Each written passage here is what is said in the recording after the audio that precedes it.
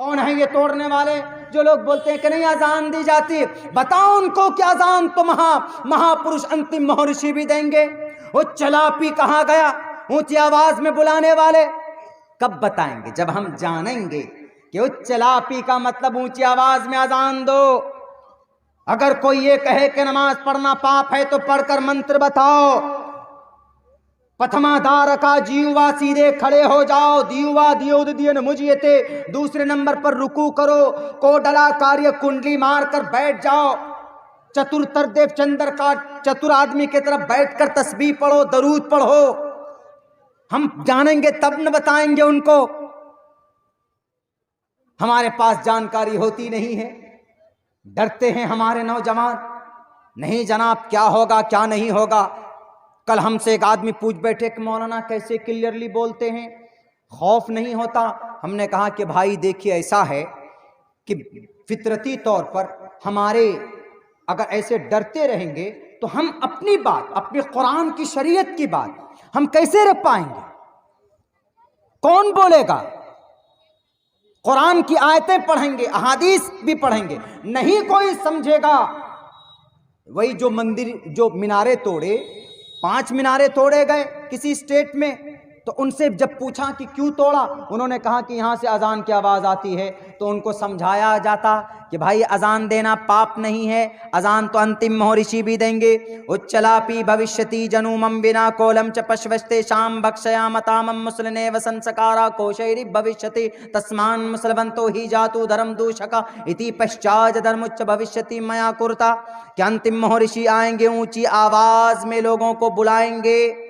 जब आप ये मंत्र पढ़कर सुनाएंगे तो संस्कृत जुबान है, तो संस्कृत जुबान सुन करके वो गौर से सुनेगा कि वहाँ हमारे ईश्वर का कलाम पढ़ रहे हैं।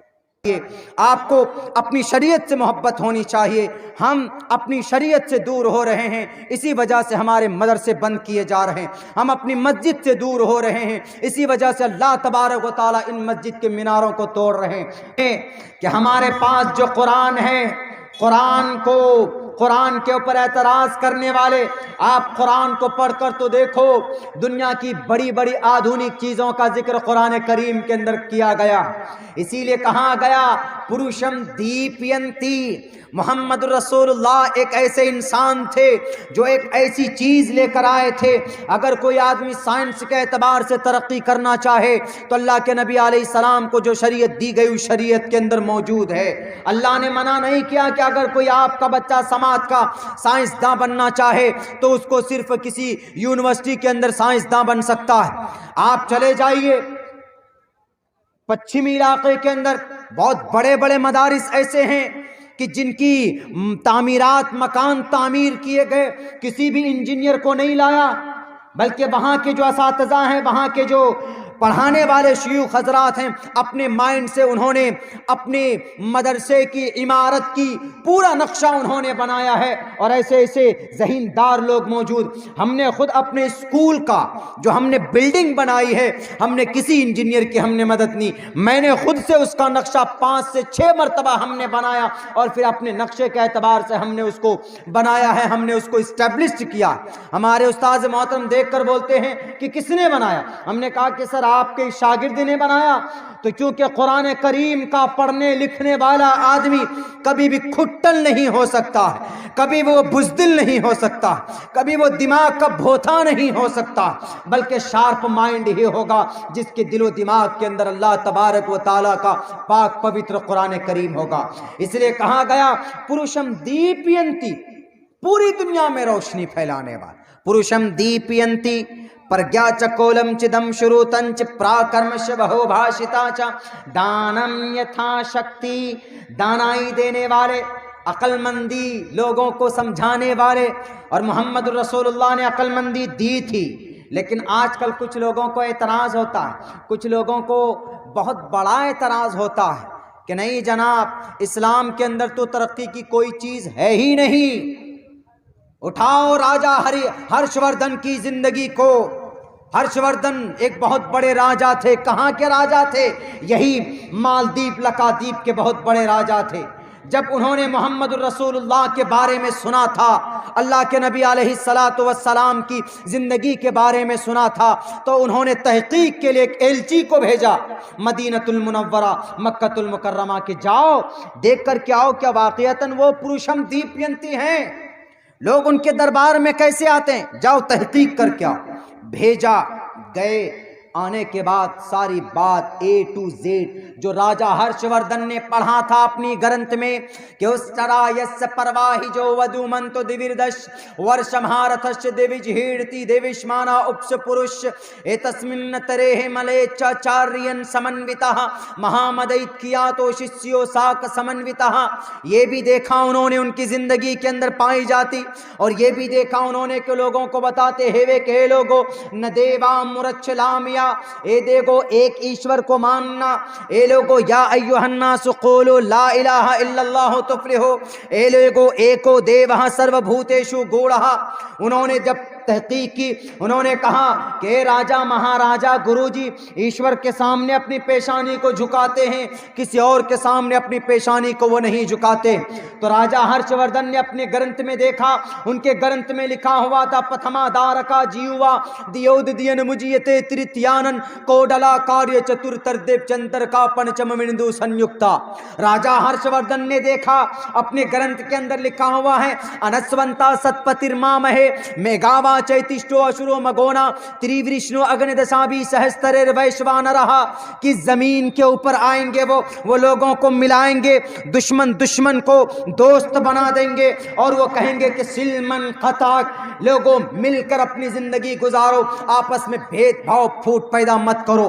जब उसने देखा, जब उन्होंने बयान किया उस एलची ने कि मोहम्मद रसूलुल्लाह इस धर्म के अंदर अच्छे काम की तलकीन देते हैं, अच्छे बात बताते हैं, तो राजा हर्षवर्धन ने अपने ग्रंथ में उठाकर देखा, उसके अंदर कहा गया कि साफ लफ्जों के अंदर क्लियर तौर पर उनके वेदों के अंदर उनका जिक्र किया गया और कहा गया है कि शरीरेने शमम नाशम सर्वमन यदि गच्छति, ए लोगों तुम्हारे पास जो शरीर है ये एक दिन तबाह हो जाएगा, एक दिन खत्म हो जाएगा, लेकिन तुम्हारे पास जो पुण्य है जो तुमने किया है वो मरने के बाद भी तुमको जन्नत में, तुम्हें जन्नत में लेकर जाएगा, स्वर्ग में पैराडाइज में लेकर के जाएगा।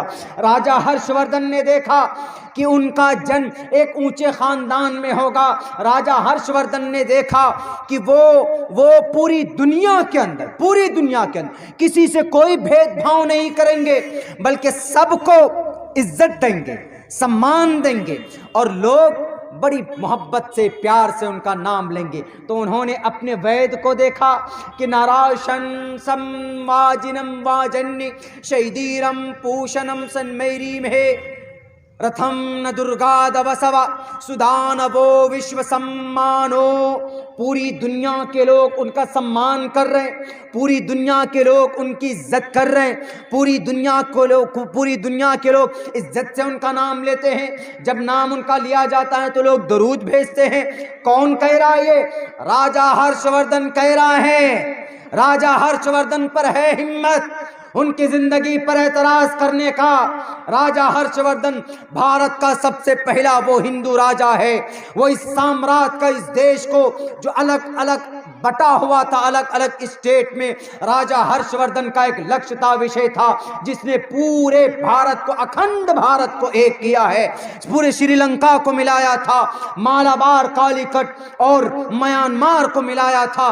बांग्लादेश नहीं बना था, बांग्लादेश भी अलग राज्य बना हुआ था, उसका एक अलग राजा था, उसको भी मिलाने की कोशिश की थी। उठाओ राजा हर्षवर्धन की तारीख। इस्लाम पर एतराज करने से पहले, मुसलमानों की मस्जिद और मिनारे पर शक की उंगली उठाने से पहले उठाओ राजा हर्षवर्धन की तारीख। तो राजा हर्षवर्धन क्या कहता है? एलची तुम गवाह रहना। कहा सर आप क्या करने वाले? कहा मैं अब ये सल्तनत छोड़ने वाला हूं, मुझे अब ये दौलत नहीं चाहिए, अब मुझे ये बादशाहत नहीं चाहिए। क्यों? मैंने अपने ग्रंथों में जो पढ़ा है कि उसके हाथ पर, उसके कहने के मुताबिक अगर जो आदमी बैत कर लेगा, यानी उन पर जो ईमान ले आएगा, आस्था रखेगा, वही आदमी, उसी को निजात मिल सकती है, मुक्ति मिल सकती है, वरना किसी और को निजात और मुक्ति नहीं मिल सकती। इसीलिए सुनो, सारे वजीरों को बुलाया, सारे स्टेट के राजा महाराजा को बुलाया। राजा हर्षवर्धन, ये तारीख में आप लोगों के सामने नहीं रख रहा। पहले तो राजा भोज का जिक्र है, लेकिन यहां राजा हर्षवर्धन का जिक्र है। इससे पहले हमने भी एनालाइज करके बताया है कि एक राजा था जिसका नाम चीरानंद था, लेकिन यहां पर राजा हर्षवर्धन, जिसने पूरे भारत को अखंड बनाया, एक जगह पर जमा किया, तो उसने कहा कि मुझे ये दौलत नहीं चाहिए, मैं हूं बादशाह, लेकिन फला स्टेट वाले को उसके हवाले कर दिया, अपने पूरे साम्राज्य को बांट दिया कि जाओ। सबने पूछा कि गुरुजी आप क्या करेंगे? उन्होंने कहा कि बस मैं अब जा रहा हूं, मैं अरब की तरफ कदम में बढ़ा रहा हूं, मैं शंबल ग्राम की तरफ अपने रुख को लेके जा रहा हूं, मैं अब उनके लिए अपनी जिंदगी को त्यागना चाहता हूं। तारीख में यह बात लिखी हुई कि राजा हर्षवर्धन अपने कुछ लोगों के साथ जब समंदर में जहाज में बैठे, जब यहाँ से चलने लगे, समंदर में जहाज सबसे पहले कौम आद कौम समूद ने बनाया। सबसे पहले, ये भी तारीख हमारी ही है, कौम आद और कौम समूद सबसे पहले समंदर के ज़रिए से तिजारत एक कंट्री से दूसरे कंट्री में शुरू किया। दुनिया की बड़ी ऐतिहासिक चीज़ों में हमारा नाम दर्ज है, लेकिन बड़ी बदनसीबी है कि हमने अपनी तारीख को, न तो हम तज़किरा करते हैं अपनी तारीख का, न हम पढ़ने की कोशिश करते हैं, और न हम जलसे जुलूस के अंदर मस्जिद और मस्जिद के मिंबर के अंदर न हम अपनी तारीख कौम को बताते हैं।